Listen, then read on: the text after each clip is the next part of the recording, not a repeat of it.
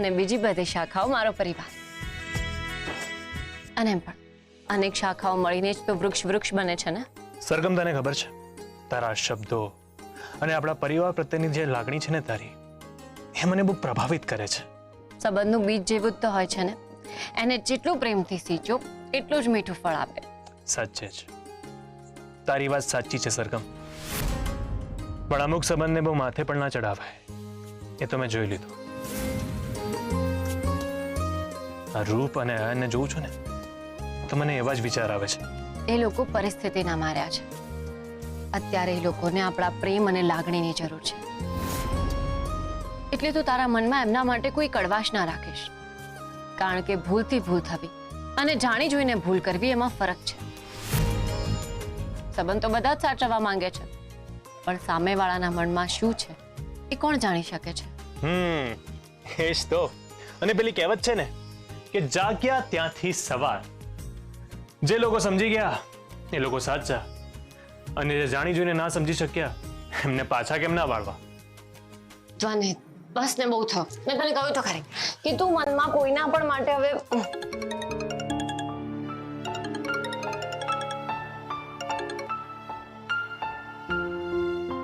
Hello, ઇન્દુબેને જામીન મેળવી લીધા છે.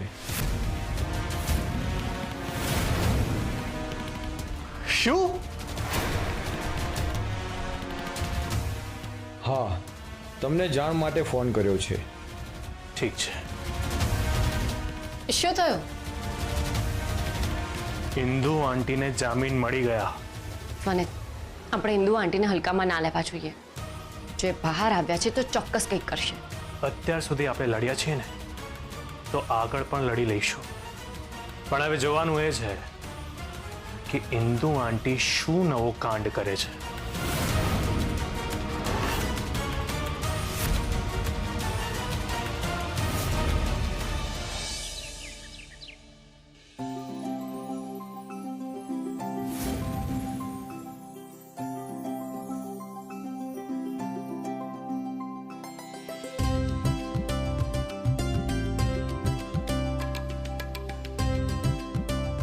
મેડિટેશન ખાલી બીમાર કે રોગીઓ માટે જ નથી હોતું. એને આપણે આપણા જીવનનો એક ભાગ બનાવવો જોઈએ. જેમ આહાર લેવો, પૂરતી ઊંઘ લેવી, મહેનત કરવી એ જીવનનો એક ભાગ છે ને, એવી જ રીતે મેડિટેશનને પણ જીવનનો એક ભાગ બનાવવો જોઈએ. હા, અને એના ફાયદા પણ તો થઈ રહ્યા છે. હા, પ્રકૃતિ, બુક્સ, મેડિટેશન, સંગીત અને એક્સરસાઇઝ આ હોય છે આપણી હીલિંગ જર્નીના સાથી. Thank you Sargam. આજે તે આ બધું અમારા માટે ના કર્યો હોત ને તો ફરી ફેમિલીમાં થેન્ક યુ ના હોય. અને હવે જલ્દી નવા કપડાં પહેરીને રેડી થઈ જાઓ. આજે બેસતું વર્ષ છે ને? હા, અમે હમણાં જ રેડી થઈને આવીએ છીએ. હા, અમે આમ ગયા અને આમ આવ્યા. ચાલ પડી.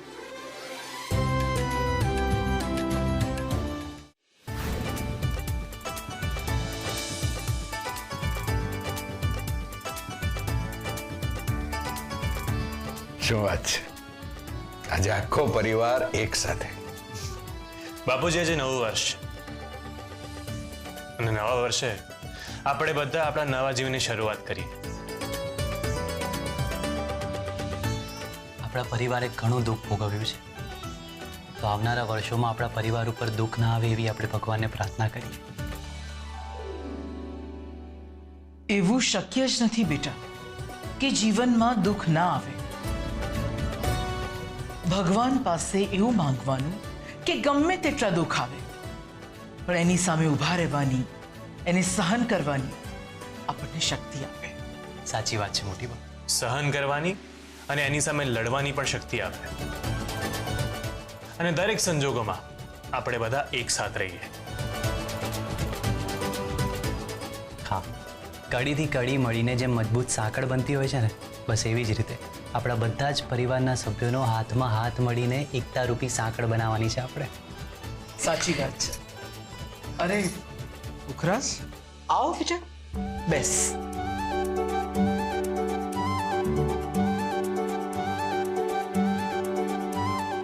તો આજે ઘણા સમય પછી મોટી બાના હાથનું જમવાનું જમવા મળશે.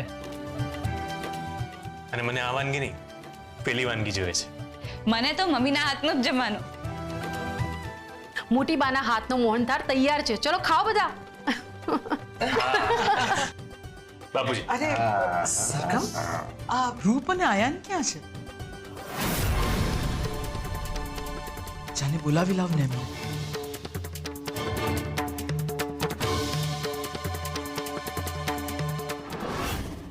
મિશ્રા સાહેબ અર્જન્ટ છે નહીં તો તમને ના કહેત. જુઓ ને પ્લીઝ પ્લીઝ જુઓ ને કંઈક થાય તો. હલો હલો શું થયું અયાન? તમે નિરાશ લાગી રહ્યા છો? હા, મમ્મીના જામીન કરાવવાના છે. મેં બહુ જ બધા વકીલોને ફોન લગાવ્યો પણ કોઈ જ વકીલ હાજર નથી. તહેવારોના કારણે બધા જ રજા પર છે. આનાથી મોટી કઈ કઠણાઈ હોય? આજે તહેવારના દિવસે મારી મમ્મી જેલમાં છે. સમજુ છું અયાન, પણ શું કરીશું? હિંમત રાખો, બધું થઈ જશે. મેં મારી મમ્મીને બહુ જ સમજાવી કે આ બધું જ છોડી દે. અરે જે લોકો પ્રેમ ના આપી શક્યા એમની પ્રોપર્ટી મળી જશે તો પણ શું મળ્યું આ ઘરમાં રહીને? બધાનો ચિત્કાર. પણ એ માની જ નહીં. એને જે કરવું હતું એ જ એને કર્યું. મેં લાખ મહેનત કરી કે એને પાછી વાળી લઉં પણ હું નિષ્ફળ ગયો. મેં એને કહ્યું કે મારે માત્ર તું જોઈએ છે પણ હું એને પાછી ના વાળી શક્યો. અને જોયું રૂપ શુંનું શું થઈ ગયું. આજે 9 વર્ષ છે અયાન. આંખમાં આંસુ ના લાવો. નવું વર્ષ તો મારા માટે ત્યારે થશે જ્યારે મારી મમ્મી મારી સાથે હશે. જે થઈ ગયું છે એ થઈ ગયું છે અયાન. દુઃખ લગાડવાથી કંઈ નહીં થાય. માટે હવે શું કરવાનું છે એના પર ધ્યાન આપો. આગળની જિંદગી આપણી રાહ જોઈ રહી છે. એટલે આપણે હવે ભૂતકાળને ભૂલીને ભવિષ્યને સજાવવાનું છે અને મમ્મીજીને બચાવવાના છે. એમને ત્યાંથી છોડાવીને પાછા લાવવાના છે. ફરી આપણે એક થઈને સાથે રહેવાનું છે. પણ એના માટે તમારે ભૂતકાળને સ્વીકારીને એને ભૂલીને વર્તમાનમાં ધ્યાન આપવું પડશે.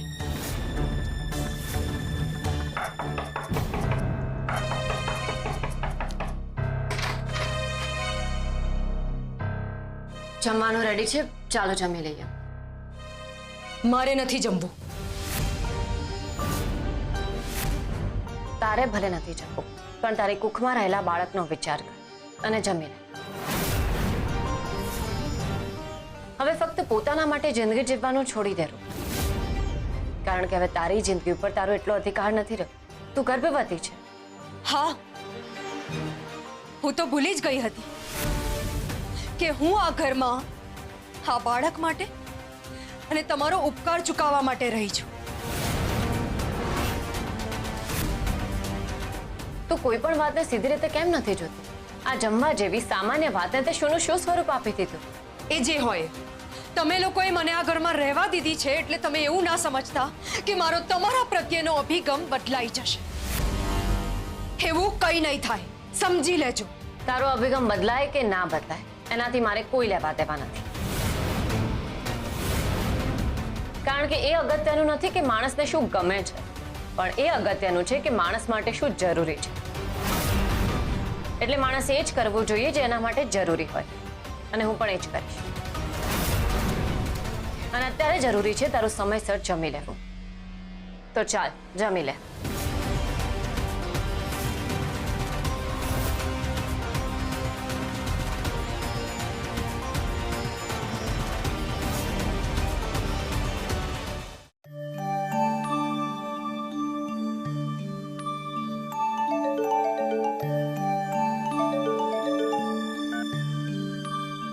હલો, શું જામીન મળી ગયા?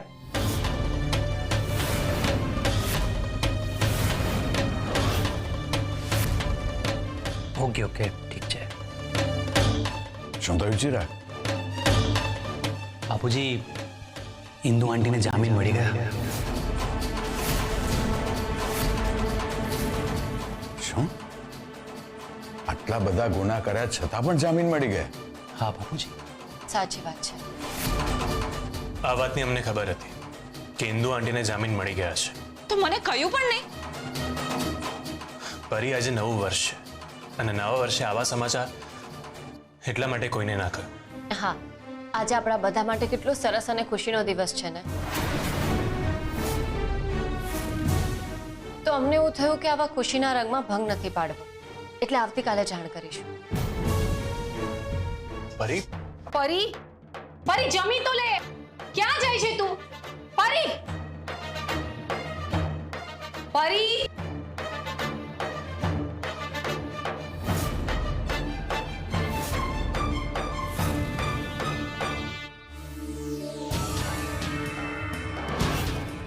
પરી, શું થયું બેટા?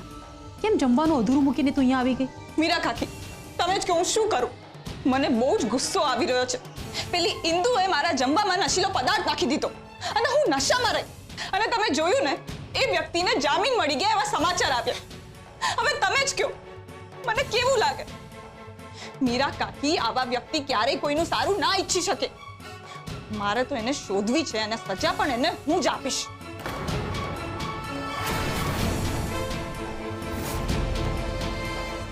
પરી, તું ચિંતા નહીં કર બેટા. આનો બદલો તો આપણે લઈને જ રહીશું.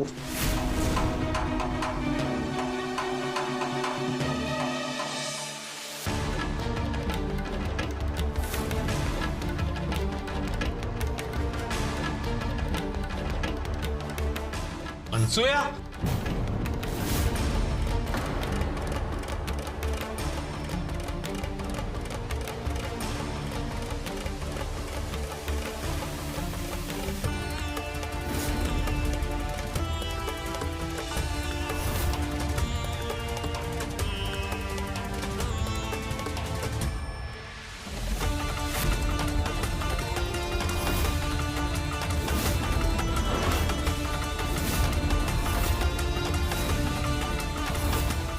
અનસુયા તું?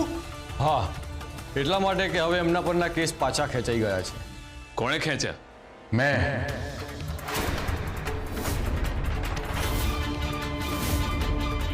કારણ કે એને ગુનો કર્યો છે પણ મરજીથી નહીં. જુઓ, નવા વર્ષ નિમિત્તે 2 દિવસની સરકારી રજા હોય છે, એટલે 2 દિવસ અંશુયાબેને અમારી સાથે શેલ્ટરમાં રહેવું પડશે. પણ એમને એમના દીકરા અને વહુને મળવું હતું, એટલા માટે અમે એમને લઈને આવ્યા છીએ. તો કેસ? હવે અંશુયાબેન પરના કેસ નથી રહ્યા, એટલે મુક્ત. આઝાદ છો તમે.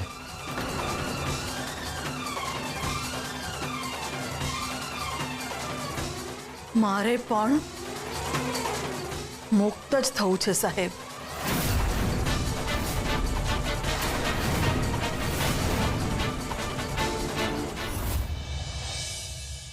મમ્મી,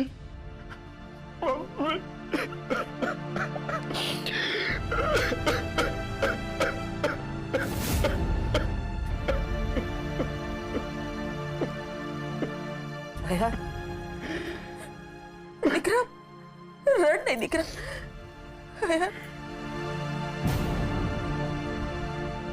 અને એવું તો ના હોય ને કે દીકરો જ માની વાત માને. એવા સંજોગો કે સમય હોય તો માએ પણ દીકરાની વાત તો માનવી જ પડે ને. પણ મેં તારી એક વાત ના માની અને એનું પરિણામ આજે તારી સામે છે. અને મેં તારી એક વાત ના માની. તું સાચો હતો અને હું ખોટી. હું ચાલી નીકળી હતી એ વાક્યને સાચું બનાવવા કે અસત્ય બેવજહ હતી. પણ સાચું તો એ જ છે ને કે સત્યમેવ જયતે.